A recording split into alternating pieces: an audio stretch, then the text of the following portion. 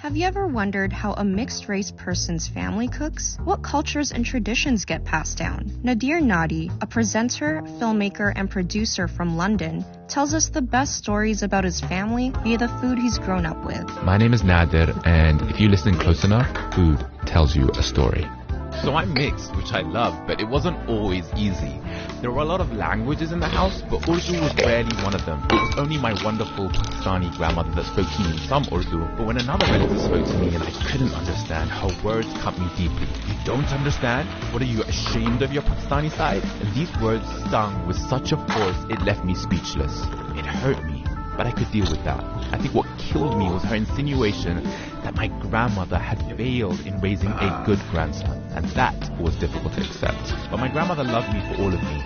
And love for my Pakistaniness or any other culture came from her making me feel I was never part something, but full of many things. It was never a choice. Every time I try to perfect my Nani's Nihari, it is in honor of her and our connection, and ultimately gratitude for her understanding what makes you is much more than just the surface and what others think of you. My name is Nadir, and I believe if you listen close enough, food tells you a story. Why is our house always full of people? I didn't understand why Dad gave his time to so many people, and then he had such little time left for me. But I see now, his full house was a gift.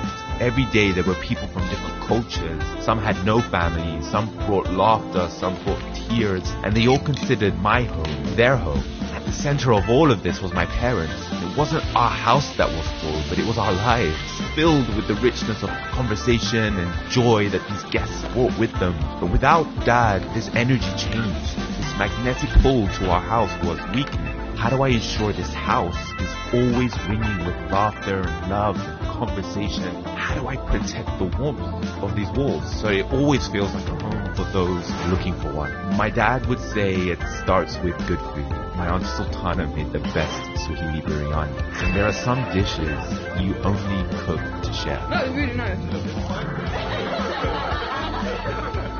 Okay, so some think men don't share how they're feeling. I remember the first time I visited Indonesia with my dad. We landed in the morning and sat at a run-down street food stall. There was an elderly woman with a wrinkled face and a raspy giggle. Her batik sarong was faded and she hobbled towards us with a warm smile. Her coarse hands were placed on each one of our shoulders and we ordered tahu telur. When we finished, I saw my dad fiddling with a lot of cash, a lot more than necessary, and I said to him, "Bah, that's way too much money." And he placed it on the table under the check and he just darted off. Shocked, I caught up next to him and looked back, and upon seeing the money, the elderly woman just gasped with her hand on her mouth. I looked back at my dad, but his eyes were glossy, and reluctantly he whispered, "It was just like my mother's."